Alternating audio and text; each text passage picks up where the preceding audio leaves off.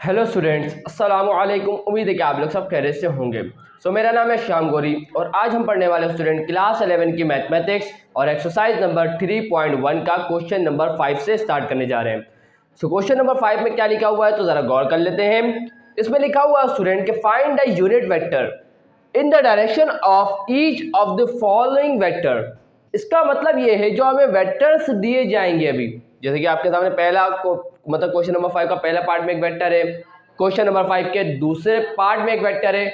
तो ये जो वेक्टर दिए जा रहे हैं उनके हमें बताने हैं यूनिट वेक्टर। और आप सब जानते होंगे कि यूनिट वेक्टर हमें कब मिलता है। आप बोलेंगे सर बिल्कुल आसान है।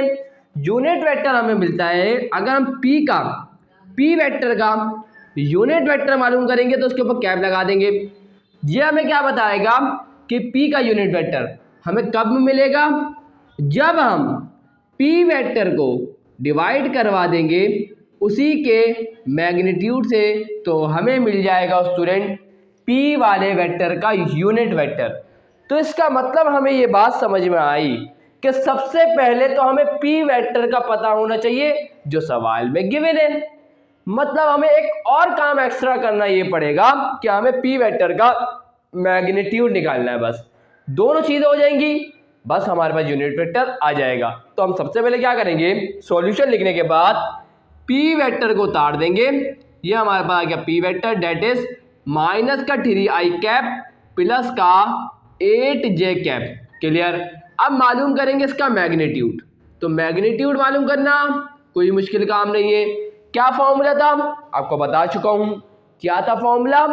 फॉर्मूला होता है क्या कि आप क्या करें, ये जो कंपोनेंट्स है ना, ये -3 इसका स्क्वायर कर दें, ये 8 इसका स्क्वायर कर दें और इन दोनों को ऐड कर दें, उनका अंडर रूट ले लें, तो आप लोगों को उस वेक्टर का मैग्नीट्यूड मिल जाएगा।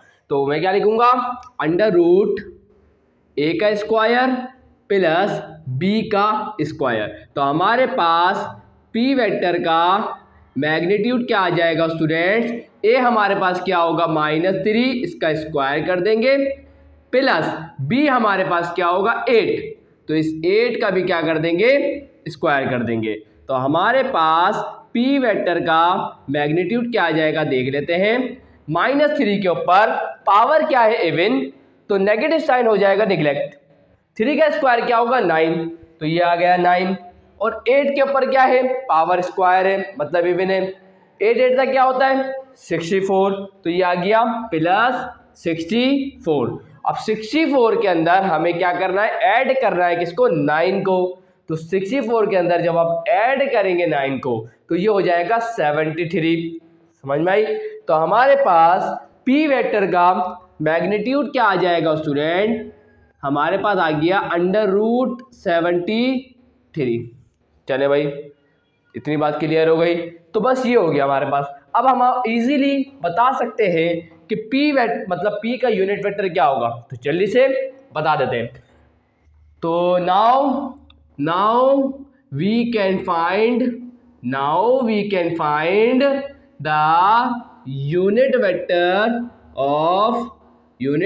Of P. Now we can find the unit vector of P. समझ गए, बात क्लियर हो गई। चले भाई, तो क्या होगा, पी का यूनिट वेक्टर हमें कब मिलता है, जब हम पी वेक्टर को डिवाइड करवा देते हैं उसके मैग्नीट्यूड से। तो भाई सही है, आराम से मिल जाएगा। पी वेक्टर हमारे पास क्या है, आप बोलेंगे सर ये रहा माइनस का 3i कैप प्लस का 8j कैप लिख दिया मैंने भाई। क्लियर। उसको डिवाइड करवा देंगे पी के मैग्नीट्यूड से। वो क्या आया है, वो हमारे पास आया है अंडर रूट 73 आया है। क्लियर है। अब आप चाहें तो आपकी मर्जी है, आप इसको ब्रेक करके अलग अलग भी लिख सकते हैं। कैसे, तो मैं बता देता हूं, मुझे नहीं पता आपकी बुक में आंसर कैसे लिखा हुआ है, तो आप इसको ब्रेक करके भी लिख सकते हैं। कैसे, माइनस का 3i cap divided by under root 73 plus है आ गया plus 8j cap divided by under root 73। तो चाहे आप इसको ऐसे लिखें या ऐसे लिखें, बात एक ही है, लेकिन डिपेंड करता है। ज़्यादा आगे तक करना चाहिए तो ज़्यादा अच्छा आंसर क्या बोलूँगा यही होगा। समझ भाई। जितना ज़्यादा सॉल्व कर सकते हैं उतना करें। तो मेरे मुताबिक आंसर यहीं तक सॉल्व कीजिएगा आप लोग, भले ही बुक में यहाँ छोड़ दिया जाए, आप लोगों को यहीं तक करना है। ये आ गया हमारे पास पी वेक्टर का यूनिट वेक्टर। तो ये मैंने किया बहुत डिटेल के अंदर, है ना। अब आए थोड़ा सा जल्दी काम करते हैं। ये हमारे पास क्या है, वेक्टर है। अब इसका भी क्या मालूम करना है, यूनिट वेक्टर मालूम करना है। कैसे करेंगे, सॉल्यूशन लिखेंगे। सॉल्यूशन लिखने के बाद हम लोग सिंपल क्यू वेक्टर को लिखेंगे। क्यू वेक्टर क्या है हमारे पास, 5i कैप माइनस का 9j कैप। और आप क्या करेंगे, क्यू वेक्टर का मैग्नीट्यूड मालूम करेंगे। कैसे करेंगे, बहुत इजी है। क्या करेंगे, अंडर रूट 5 का स्क्वायर कर देंगे प्लस माइनस 9 का क्या कर देंगे, स्क्वायर कर देंगे। आई जे को कभी भी नहीं लिखते। चले भाई, तो हमारे पास क्यू वेक्टर का मैग्नीट्यूड क्या आ जाएगा, देख लेते हैं। 5 का स्क्वायर क्या होगा, 25 प्लस है आ गया, माइनस 9 के ऊपर पावर इवन है तो नेगेटिव साइन क्या कर देंगे, निगलेक्ट कर देंगे। तो 9 का स्क्वायर क्या होता है, 9 9 जा 81 हो जाएगा। तो उसके बाद हमारे पास वेक्टर क्यू का मैग्नीट्यूड हमारे पास क्या आ गया, 81 के अंदर 25 को ऐड कर देंगे तो लगभग हमारे पास क्या आ जाएगा, 106 आ जाएगा। यहाँ तक कोई प्रॉब्लम इंशाल्लाह नहीं होनी चाहिए। चले भाई, अब क्या करते हैं फटाफट, हमें पता है कि यूनिट वेक्टर फाइंड आउट करेंगे। तो unit vector of Q is given bye, unit vector of Q vector is given by, तो क्या हो जाएगा, हमारे को पता है कि क्यू कैप किसके बराबर होगा, क्यू का vector divided by magnitude of Q. तो फटाफट हम क्या करेंगे, फटाफट डालेंगे वैल्यूज और हमारे को यूनिट वेक्टर मिल जाएगा। तो क्या हो जाएगा, क्यू वेक्टर हमारे पास क्या है, date is 5i cap minus का 9j cap divided by magnitude of Q क्या है, अंडर रूट 106।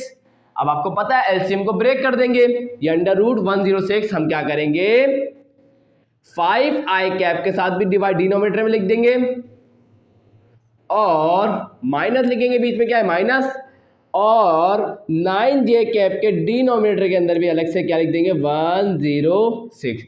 तो यहां जाके हमारे पास क्यू वेक्टर मतलब क्यू का यूनिट वेक्टर हमें मिल चुका है। यहां जाके हमारा स्टूडेंट काम क्या होता है, कंप्लीट होता है। तो इंशाल्लाह आप लोगों को बात क्लियर हो गई, कहीं भी कोई कंफ्यूजन नहीं होगी। तो आए अब बढ़ते हैं क्वेश्चन नंबर 5 के पार्ट 3 और पार्ट 4 की तरफ। सो यहाँ आ चुका है अब स्टूडेंट आप लोगों के सामने क्वेश्चन नंबर 5 का पार्ट 3 और पार्ट 4। तो फटाफट वही काम इसमें भी करना है। तो सबसे पहले ये आर वेक्टर को उतार देते हैं। तो क्या हो जाएगा, आर वेक्टर हमारे पास क्या गिवन है, date is 10i cap minus का 12j कैप। अब हम क्या करेंगे, इस आर वेक्टर का मैग्नीट्यूड मालूम करेंगे। तो यहाँ पे आर वेक्टर का मैग्नीट्यूड कैसे निकालेंगे, सिंपल है, इन दोनों कंपोनेंट्स का स्क्वायर कर देंगे। तो 10 का भी क्या कर देंगे, स्क्वायर कर देंगे, उसके बाद लिखेंगे प्लस, और इस -12 का भी क्या कर देंगे, स्क्वायर कर देंगे। तो हमें क्या मिल जाएगा, इस वेक्टर का मैग्नीट्यूड मिल जाएगा। ये बेसिक लेक्चर में बातें बता चुका हूं। तो अब क्या करेंगे, सिंपल 10 का स्क्वायर क्या हो जाएगा स्टूडेंट, 10 का स्क्वायर क्या हो जाएगा, 100 हो जाएगा। और 12 देखिए माइनस के 12 के ऊपर पावर क्या है, इवन, और जब पावर इवन नेगेटिव साइन को निगलेक्ट कर देंगे। तो 12 का स्क्वायर क्या हो जाएगा, 144, क्या हो जाएगा, 144 हो जाएगा। तो हमारे पास 100 प्लस 144 क्या हो जाएगा, 244 हो जाएगा। और यहाँ पर हमारे पास आर वेक्टर का मैग्नीट्यूड क्या आ गया, अंडर रूट 244। क्लियर, यहाँ तक कोई मसला इंशाल्लाह नहीं होगा। आगे बढ़ते हैं। अब स्टूडेंट क्या करेंगे, अब वक्त आ गया कि हम यूनिट वेक्टर को मालूम कर लें। तो कैसे करेंगे, बहुत इजी है। यूनिट वेक्टर ऑफ क्या लिखेंगे, unit vector of R vector is given by. तो कैसे लिखेंगे, हम लिखेंगे आर कैप किसके बराबर होगा, R vector divided by magnitude of R vector. Clear है। तो हमारे पास आर वेक्टर भी है और मैग्नीट्यूड ऑफ आर वेक्टर भी है। तो क्या है, आर वेक्टर हमारे पास क्या है, 10i कैप माइनस का 12j divided by R vector का मैग्नीट्यूड क्या आया है, अंडर रूट 244 आया है। तो मैं कैलकुलेटर में देख लूँ तो कुछ और तो नहीं आएगा आंसर। तो हाँ, इसको हम और सिंप्लीफाई कर सकते हैं स्टूडेंट। इस मैग्नीट्यूड ऑफ आर वेक्टर को मैं ऐसे भी लिख सकता हूँ। कैसे? हम इसको लिख सकते हैं 2√61। चले भाई, सही है। तो 244 के अंडर रूट को हम इस तरीके से लिख सकते हैं। तो मैं क्या लिख दूंगा, 2√61। अब क्या करें सर? बिल्कुल बताऊंगा। अब आप क्या करेंगे, इस वैल्यू को इसके साथ अलग लिख देंगे, इसके साथ अलग लिख देंगे, मतलब एलसीएम ब्रेक कर देंगे। तो क्या हो जाएगा, देखें 10i के डिनोमिनेटर के अंदर भी क्या आ जाएगा, 2√61। उसके बाद क्या है, माइनस आ गया, माइनस 12j इसके डिनोमिनेटर में भी क्या लिख दूंगा, 2√61। यहां तक कोई मसला इंशाल्लाह नहीं होगा। अब यहां देखें 2 1 ज़ा 2, 2 5 ज़ा 10, 2 1 ज़ा 2, 2 6 ज़ा 12। तो हमारे पास आर का यूनिट वेक्टर क्या आ गया, 5i डिवाइडेड बाई 2√61। उसके बाद है माइनस, उसके बाद क्या है 6 डिवाइडेड बाय √61, ये आ गया j। इस i को आप अलग से भी लिख सकते हैं, कोई मसले वाली बात नहीं, ऐसे लिख दें, कोई मसले वाली बात नहीं है। तो ये हमारे पास क्या आ गया, आर वेक्टर का यूनिट वेक्टर स्टूडेंट हमारे सामने आ चुका है। इंशाल्लाह आप लोग बात को समझ चुके होंगे किस तरीके से हम लोगों ने निकाला। तो आए बढ़े आगे जल्दी से। अब ये वाला वेक्टर है, इसको सबसे पहले उतार देंगे। एस वेक्टर क्या है हमारे पास, 7i प्लस का 5j लिख दिया। अब क्या करेंगे, एस वेक्टर का मैग्नीट्यूड लिखेंगे। तो क्या होगा एस वेक्टर का मैग्नीट्यूड, √7 का भी स्क्वायर कर देंगे प्लस 5 का भी क्या कर देंगे, स्क्वायर कर देंगे। तो हमारे पास एस वेक्टर का मैग्नीट्यूड क्या आ जाएगा, 7 7 का क्या हो जाएगा 49 प्लस 5 का स्क्वायर क्या हो जाएगा 25। तो हमारे पास एस वेक्टर का मैग्नीट्यूड क्या आ जाएगा, 49 के अंदर ऐड कर देंगे 25 को, तो क्या हो जाएगा 74। क्लियर है? तो हमारे पास एस वेक्टर का मैग्नीट्यूड क्या आ गया, दैट इज √74। इसको भी मैं थोड़ा सा वाजे कर देता हूं ताकि आप लोगों को कोई परेशानी नोट करते वक्त ना हो। अब क्या करेंगे, सिंपल सा काम करेंगे। क्या करेंगे, now unit vector of S vector is given by. तो कैसे लिखेंगे, एस के ऊपर कैप लगा देंगे, ये यूनिट वेक्टर आ गया। कब मिलेगा, जब हम एस वेक्टर को डिवाइड करवाएंगे उसी के मैग्नीट्यूड से, तो हमें मिल जाएगा एस का यूनिट वेक्टर। तो फटाफट निकाल लेते हैं। तो एस का यूनिट वेक्टर किसके बराबर आएगा, एस वेक्टर हमारे पास क्या है, 7i प्लस का 5j divided by its magnitude, वो क्या है √74। तो ये आ गया √74। तो अब क्या करेंगे, एलसीएम को ब्रेक कर देंगे। तो एस का यूनिट वेक्टर हमारे पास क्या आ जाएगा, 7i डिवाइडेड बाय √74, बीच में साइन कौन सा है, प्लस का आ गया। अब क्या लिखूंगा, 5j डिवाइडेड बाय √74। तो आप चाहें तो आई जे को अलग ही लिख दें तो अच्छी बात रहेगी, मतलब ऐसे करके लिख दें, है ना। और इस आई को भी अलग करके लिख दें तो ये भी सही रहेगा, कोई मसले वाली बात नहीं है। तो आई को भी मैं ऐसे ही लिख देता हूँ। तो यहाँ पर हमारे पास एस का यूनिट वेक्टर क्या आ गया, ये आ गया। और यहाँ जाके स्टूडेंट हमने अपने काम को कंप्लीट कर लिया। क्वेश्चन नंबर 5 कंप्लीट हो गया। तो इंशाल्लाह कोई प्रॉब्लम नहीं होगी। आए अब बढ़ते हैं क्वेश्चन नंबर 6 की तरफ। सो अब यहाँ स्टूडेंट आ चुका है आप लोगों के सामने क्वेश्चन नंबर 6 का पार्ट 1। तो क्वेश्चन नंबर 6 बड़ा ही इंटरेस्टिंग क्वेश्चन है और आप लोगों को बहुत ही आसान तरीके से समझाने की कोशिश करूंगा। तो यहाँ पर लिखा हुआ है find the vectors in the direction of following vectors, क्योंकि हमारे को बहुत सारे वेक्टर दिए जाएंगे अभी, विद गिवन मैग्नीट्यूड्स। ये जो हमारे को मैग्नीट्यूड्स दिए जा रहे हैं, सुनते जाइएगा बात को, ये जो मैग्नीट्यूड गिवन है ये किसका मैग्नीट्यूड है, असल में ये मैग्नीट्यूड है उस वेक्टर का जिसे हमें मालूम करना है। समझ में आई बात। देखिए भाई स्टूडेंट, मैंने आपके सामने एक वेक्टर ए बनाया, ये हमारे पास आ गया एक वेक्टर ए, क्लियर। मैंने एक और वेक्टर बनाया, एक आ गया वेक्टर बी, क्या आ गया, वेक्टर बी। अब मुझे बताएं क्या ये दोनों वेक्टर पैरेलल वेक्टर हैं? आप बोलेंगे सर है। क्यों है? क्योंकि पैरेलल वेक्टर की कंडीशन ये है कि दोनों जो वेक्टर्स हो वो क्या होने चाहिए, सेम डायरेक्शन में होने चाहिए। तो दैट इज, इसे ऐसे वेक्टर को हम लोग बोलते हैं स्टूडेंट पैरेलल वेक्टर्स, भले ही मैग्नीट्यूड का हो डिफरेंट। अब सपोज करें कि मैं आपसे बोलूं कि मुझे ज़रा ये बताओ कि मैं आपको बोल देता हूं कि ए वेक्टर आपके पास समथिंग कुछ है, ए वेक्टर आपके पास समथिंग कुछ है, और बी वेक्टर का मैग्नीट्यूड आपको बता दूं 7 है। बी वेक्टर का मैग्नीट्यूड क्या बता दूं आप लोगों को, 7 है। और पूछ ये लूं कि मुझे ज़रा ये बताओ कि बी वेक्टर क्या होगा। कंडीशन को समझने की कोशिश कीजिएगा। ये दोनों वेक्टर्स आपस में क्या है, सेम डायरेक्शन में है, लेकिन इन दोनों में फर्क क्या है, मैग्नीट्यूड का है। क्लियर है? सुनते जाइएगा। हमें इस वाले वेक्टर दिया गया है, ये वाला वेक्टर दिया गया है, क्लियर, और इस वाले वेक्टर का मैग्नीट्यूड दिया गया है। और अब बोला ये जा रहा है कि हमें बताओ इस वेक्टर क्या होगा, ये वाला वेक्टर हमें बता दो। अब क्या करें, सवाल जहन में आ सकता है। तो बहुत आसान तरीका है, ये भी तो क्या है, ये तो एक वेक्टर है। और वेक्टर कब बनता है, आप बोलेंगे सर जब भी वेक्टर की बात आए तो वेक्टर के पास दो चीजें होती हैं, एक तो होता है उसका मैग्नीट्यूड और दूसरी होती है उसकी डायरेक्शन। क्या होती है, दूसरी होती है उसकी डायरेक्शन। ऐसा ही है? आप बोलेंगे सर बिल्कुल। सुनते जाइएगा। हमें बी वेक्टर मालूम करना है, तो अगर हमें बी वेक्टर मालूम करना है तो हमें इसका मैग्नीट्यूड और डायरेक्शन का पता होना जरूरी है।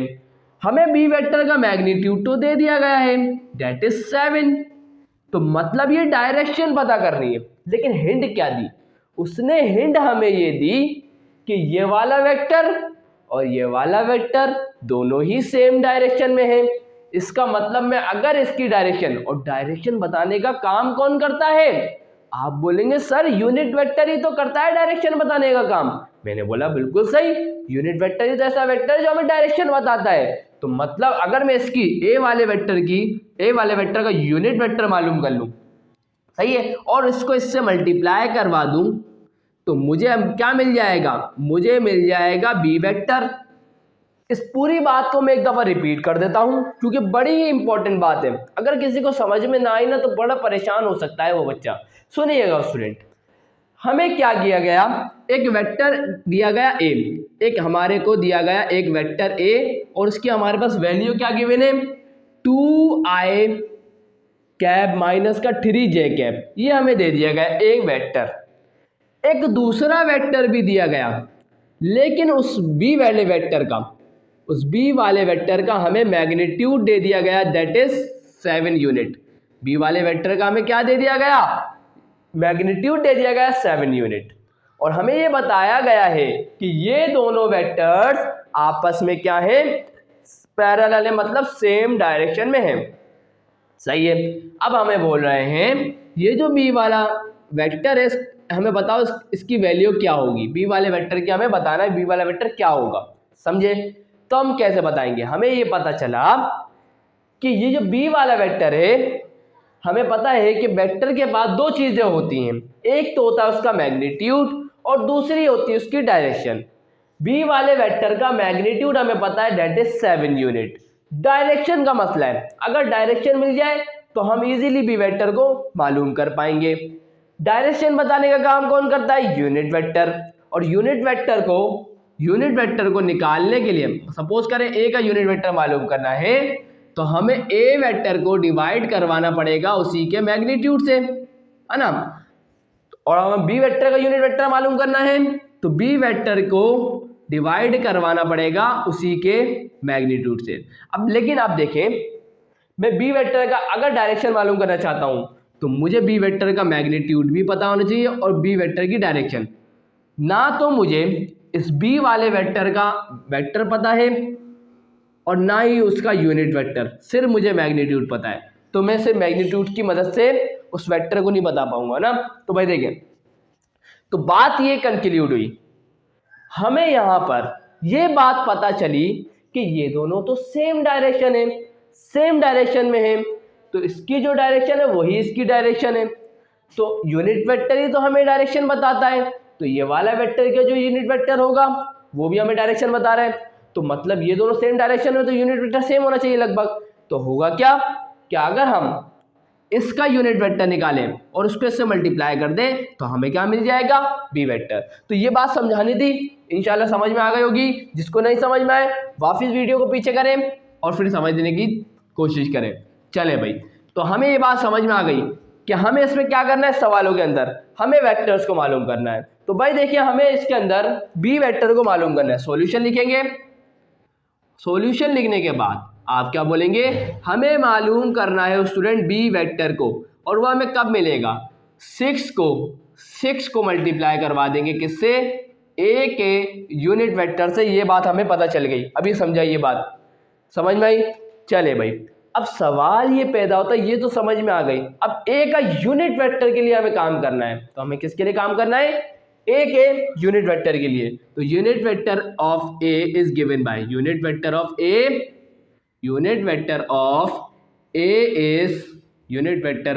इज गिवन बाय, कैसे है, कैसे दिया जाता है यूनिट वेक्टर, आपको पता है ए कैप हमारे पास किसके बराबर होता है, A vector divided by A vector का मैग्नीट्यूड। तो अब हमें क्या करना पड़ेगा, हमें असल में करना ये पड़ेगा वेक्टर ए का मैग्नीट्यूड मालूम करना है बस, क्योंकि ए वेक्टर तो हमें पता है ना। तो हम यहाँ लिखेंगे ए वेक्टर हमारे को तो पता है, छोड़ दें उसको। चले भाई, तो मैं क्या लिखूंगा यहाँ पर, मैग्नीट्यूड वेक्टर ए हमारे पास क्या है, वेक्टर ए हमारे पास क्या है, that is 2i cap minus का 3j कैप, और magnitude of A, magnitude of vector A क्या होगा, बिल्कुल आसान है, क्या करेंगे 2 का स्क्वायर कर देंगे, उसके बाद लगाएंगे प्लस इस माइनस के 3 का स्क्वायर कर देंगे, तो हमें मिल जाएगा वेक्टर ए का मैग्नीट्यूड। तो भाई बहुत आसान है, जल्दी से निकाल लेते हैं। 2 का स्क्वायर क्या होगा 4, और आपको पता है कि -3 के ऊपर पावर क्या है, इवन, और जब पावर इवन नेगेटिव साइन को निगलेक्ट कर देंगे, तो 3 का स्क्वायर क्या हो जाएगा 9, और 9 और 4 कितने हो जाएंगे 13। तो हमारे पास वेक्टर ए का मैग्नीट्यूड आ गया, दैट इज √13। चले भाई, ये बात भी क्लियर। अब वक्त आ गया कि हम यूनिट वेक्टर को मालूम कर ले। तो हम सब जानते हैं, तो फटाफट कर लेते हैं। क्या हो जाएगा, ए कैप किसके बराबर है, ए कैप बराबर है A vector divided by magnitude of A vector. तो क्या हो जाएगा, ए कैप हमारे पास आ जाएगा, ए वेक्टर हमारे पास क्या है, that is 2i cap minus का 3j कैप, उसको हम डिवाइड करवा देंगे वेक्टर ए के मैग्नीट्यूड से, दैट इज √13। चलिए भाई, तो √13 हो गया। चले इसको मैं असल में क्या कर देता हूँ, इसको मैं इक्वेशन नंबर 1 ही बोल देता हूँ। चले अब क्या करेंगे, एलसीएम ब्रेक करना है। चलो इसको अभी ऐसे पुट कर देता हूँ, पुट लिख देता हूँ, पुट ए वेक्टर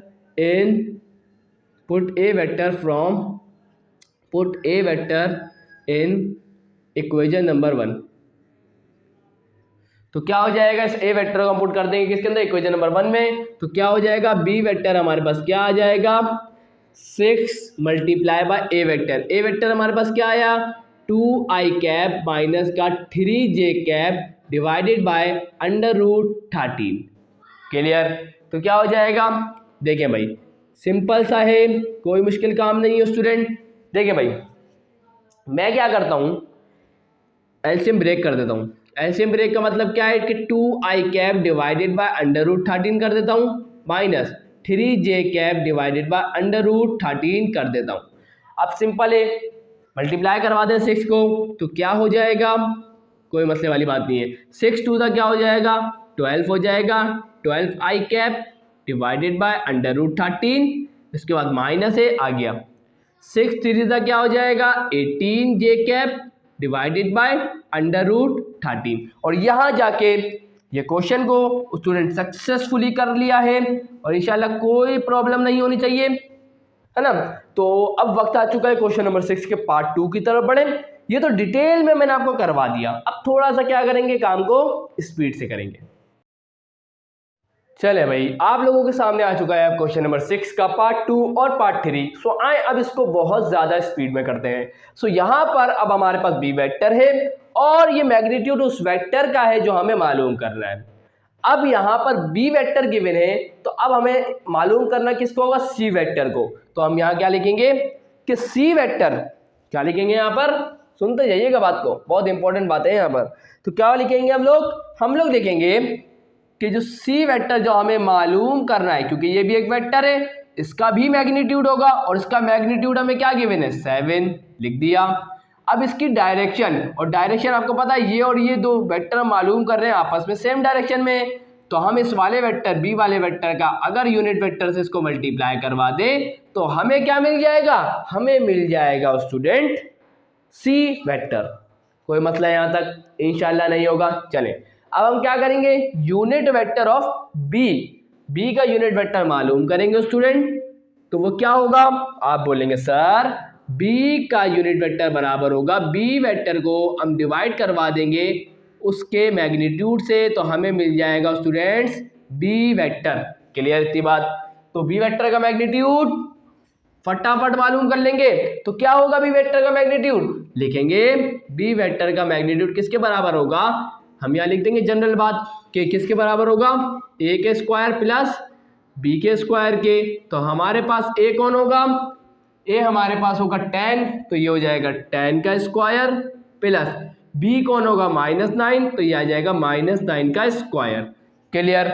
चले भाई, तो हमारे पास बी वेक्टर का मैग्नीट्यूड क्या आ जाएगा, तो देख लेते हैं। 10 का स्क्वायर क्या होगा 100, -9 के ऊपर पावर क्या है इवन, नेगेटिव साइन निगलेक्ट कर देंगे, 9 से क्या हो जाएगा 81। तो हमारे पास बी वेक्टर का मैग्नीट्यूड क्या आ गया 100 प्लस 81 क्या हो जाएगा 181। क्लियर। तो मैं देख लेता हूँ कि 181 की कोई वैल्यू निकल रही है तो सही है, वरना छोड़ दें, बस छोड़ दें, कोई नहीं आएगी। तो हमारे पास वेक्टर बी का मैग्नीट्यूड आ गया। तो फटाफट वेक्टर बी का यूनिट वेक्टर भी मालूम कर लेते हैं। तो वेक्टर बी का यूनिट वेक्टर क्या होगा, यूनिट वेक्टर तो आपको पता है किसके बराबर होगा, बी का vector divided bye its magnitude. चले भाई, तो हमारे पास क्या हो जाएगा, बी वेक्टर बराबर आ जाएगा किसके, सॉरी बी का यूनिट वेक्टर बराबर आ जाएगा किसके, बी वेक्टर हमारे पास क्या है 10i कैप माइनस का 9j cap divided by B का मैग्नीट्यूड क्या है √181। तो हम क्या कर देंगे, एलसीएम को ब्रेक कर देंगे। तो क्या हो जाएगा 10i कैप डिवाइडेड बाय √181, उसके बाद साइन कौन सा है बीच में, नेगेटिव, उसके बाद लिखेंगे 9 डिवाइडेड बाय √181 और जे भी है तो ये आ गया जे कैप। तो हमारे पास बी का यूनिट वेक्टर क्या निकल के आ गया, ये निकल के आ गया। अब क्या करेंगे, सिंपल, हमें पता है कि बी वेक्टर किसके बराबर होता है, बी वेक्टर बराबर किसके है, सॉरी सी वेक्टर किसके बराबर है 7 मल्टीप्लाई बाय बी के यूनिट वेक्टर के। तो बी का यूनिट वेक्टर हमारे पास क्या निकल के आया 10i cap divided bye √181 minus 9j cap divided bye √181। Clear. Simple multiply कर दें, हमारा काम हो जाएगा। तो क्या हो जाएगा 7 10 क्या हो जाएगा 70i कैप डिवाइडेड बाय √181, उसके बाद नेगेटिव साइन है आ गया, 7 9 क्या हो जाएगा 7 9 63, यह आ गया जे कैप डिवाइडेड बाय √181। और यहाँ जाके हम लोगों ने सी वेक्टर को मालूम कर लिया जो हमें करना था। चले भाई, ये हमारा क्वेश्चन का क्या हो गया, आंसर हो गया। आए जरा पार्ट 3 की तरफ बढ़ते हैं। पार्ट 3 के अंदर भी क्या है, पार्ट 3 के अंदर हमारे को दिया जा रहा है सी वेक्टर, मतलब अब हमें डी वेक्टर को मालूम करना है। किसको मालूम करना है, डी वेक्टर को मालूम करना है। और वो क्या होगा, डी वेक्टर का हमें पता है मैग्नीट्यूड, क्योंकि आपको पता है वेक्टर का क्या होता है, एक मैग्नीट्यूड होता है और दूसरी डायरेक्शन। डायरेक्शन कहाँ से निकालेंगे, सी वेक्टर से, और डायरेक्शन कौन बताता है, यूनिट वेक्टर। तो हम मल्टीप्लाई करवा देंगे इसको सी वाले वेक्टर के यूनिट वेक्टर से। तो हमारे को मिल जाएगा डी वेक्टर। तो अब क्या करेंगे स्टूडेंट, सिंपल है, यूनिट वेक्टर ऑफ डी क्या होगा, sorry unit vector of C क्या होगा, unit vector of C is given by, तो क्या हो जाएगा स्टूडेंट हमारे पास, सिंपल है, सी वेक्टर का यूनिट वेक्टर बराबर होगा किसके, C vector divided by C vector के मैग्नीट्यूड के। तो हम मालूम करेंगे सी वेक्टर का मैग्नीट्यूड, तो वो क्या हो जाएगा, सिंपल है, लिखेंगे ए का स्क्वायर प्लस बी का स्क्वायर। तो सी वेक्टर हमारे पास क्या है, ऊपर देखें 5 का स्क्वायर कर देंगे, ए कौन होता है 5 और बी कौन होता है जे वाली वैल्यू, जे वाली वैल्यू क्या होती है बी, जे के साथ जो वैल्यू लिखी हुई होती है वो बी होती है, आई के साथ जो लिखी हुई होती है वो वैल्यू क्या होती है ए। तो ए का स्क्वायर मतलब 5 का स्क्वायर, जे के साथ जो लिखा हुआ बी है, बी का स्क्वायर मतलब 6 का स्क्वायर। तो हमारे पास क्या हो जाएगा, 5 5 से क्या हो जाएगा 25, 6 6 से क्या हो जाएगा 36। तो हमारे पास सी वेक्टर का मैग्नीट्यूड क्या आ जाएगा स्टूडेंट, सिंपल है, 25 में ऐड कर देंगे 36 को, तो ये हो जाएगा हमारा। तो स्टूडेंट मैंने यहाँ से सॉल्व कर दिया आप लोगों के लिए, तो देख लीजिएगा क्या किया, देखें 25 और 36 ये होगा 61। तो हमारे पास सी वेक्टर का मैग्नीट्यूड क्या आ गया, √61। अब सी वेक्टर आ गया, अब सी वेक्टर का हमें क्या असल में क्या निकालना था, उसका यूनिट वेक्टर। यूनिट वेक्टर कब मिलेगा, जब हम सी वेक्टर को डिवाइड करवाएंगे उसके मैग्नीट्यूड से। सी वेक्टर हमने लिख दिया क्या है, ये रहा, बिल्कुल सेम टू सेम लिख दिया, और सी वेक्टर का मैग्नीट्यूड क्या है, √61 लिख दिया। एलसीएम को ब्रेक कर देंगे, मतलब √61 को इसके डिवाइड में अलग, इसके डिवाइड में अलग लिख देंगे, लिख दिया, सी का यूनिट वेक्टर आ गया। अब हमें मालूम क्या करना था, असल में डी वेक्टर करना था, और वो हमें कब मिल रहा था, जब हम 11 को मल्टीप्लाई करवाएंगे सी के यूनिट वेक्टर से। तो बस डी वेक्टर किसके बराबर होगा, 11 मल्टीप्लाई बाय सी का यूनिट वेक्टर ये रहा, आ गया। 11 मल्टीप्लाई बाय 5 क्या होगा 55, आई और डिवाइड बाय 6 √61 आ गया, प्लस ये आ गया प्लस 11 मल्टीप्लाई बाय 6 क्या होगा 66, ये जे कैप √61 सेम। और यहाँ जाके ये क्वेश्चन स्टूडेंट होता है कंप्लीट, और हमने अभी तक क्वेश्चन नंबर 6 के सारे पार्ट्स को स्टूडेंट कंप्लीट कर लिया है। सो आए अब बढ़ते हैं क्वेश्चन नंबर 7 की तरफ। सो यहाँ स्टूडेंट्स आप लोगों के सामने आ चुका है क्वेश्चन नंबर 7। बहुत इजी क्वेश्चन है, बोल रहे हैं find the values of unknowns. Unknowns की वैल्यूज को बताना है अगर इफ ये हमारे पास कुछ वेक्टर्स हो। अगर आप इन पे गौर करें तो बीच में जो साइन आ रहा है वो आप देखें इक्वल टू का आ रहा है, इज इक्वल टू आ रहा है, इक्वल टू आ रहा है। इसका मतलब ये है कि ये एक वेक्टर और ये एक वेक्टर, और इज इक्वल टू हमें बता रहा है ये दोनों क्या है, बराबर है, मतलब ये तो इक्वल वेक्टर्स आ गए। और आपको मैंने बताया था बेसिक लेक्चर के अंदर इक्वल वेक्टर्स क्या होते हैं। इक्वल वेक्टर्स ऐसे वेक्टर्स होते हैं जिनकी डायरेक्शन भी क्या होती है, सेम होती है, और जिनका मैग्नीट्यूड भी क्या होता है, सेम।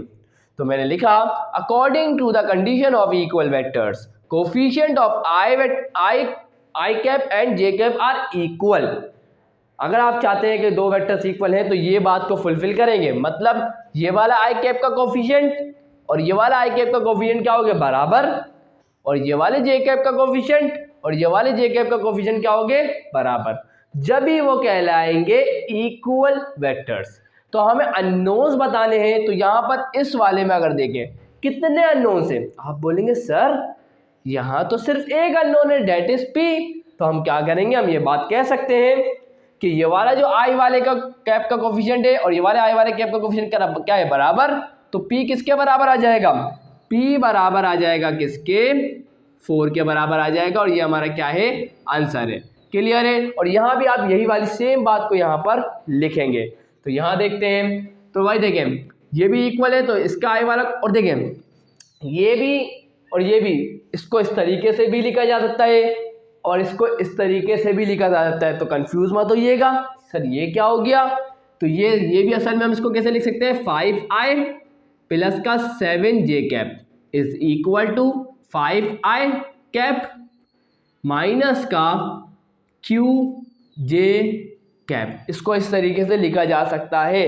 तो कंफ्यूज मत होइएगा सर ये क्या लिख दिया, तो ये और ये क्या है, बराबर होते हैं। चले भाई इस तरीके से भी लिख सकते हैं और इस तरीके से भी लिख सकते हैं। तो पहला वाला जो होता है वो i, दूसरा वाला j, पहला वाला i दूसरा वाला j, तो मतलब आई वाले कोफिशिएंट क्या है, सेम।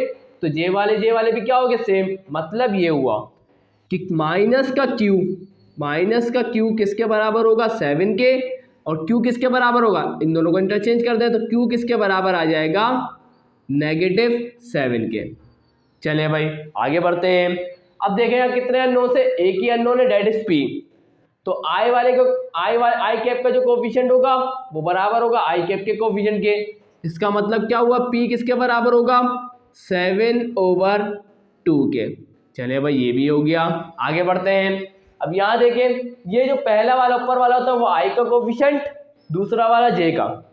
ये आई का कोफिशिएंट, दूसरा वाला जे का। तो हम ये बोल सकते हैं आई का कोफिशिएंट बराबर होगा आई के कोफिशिएंट के। तो पी बराबर किसके होगा, पी बराबर होगा किसके 5/2 के। तो यहाँ जाके स्टूडेंट हमने इसको सक्सेसफुली कर लिया। इंशाअल्लाह आप लोग समझ गए होंगे किस तरीके से करना है। लेकिन जो मैंने बात यहाँ लिखी है उस बात को आप लोगों को हर सवाल में क्या करना है, लिखना है। क्लियर। और आज की वीडियो यहीं एंड करता हूँ स्टूडेंट्स। वीडियो अच्छी लगी तो लाइक ज़रूर कर दीजिएगा, चैनल को सब्सक्राइब करके बेल आइकन पे हिट करके ऑल पे ज़रूर क्लिक करिएगा। तो मिलता हूँ नेक्स्ट वीडियो में, तब तक के लिए अल्लाह हाफिज़।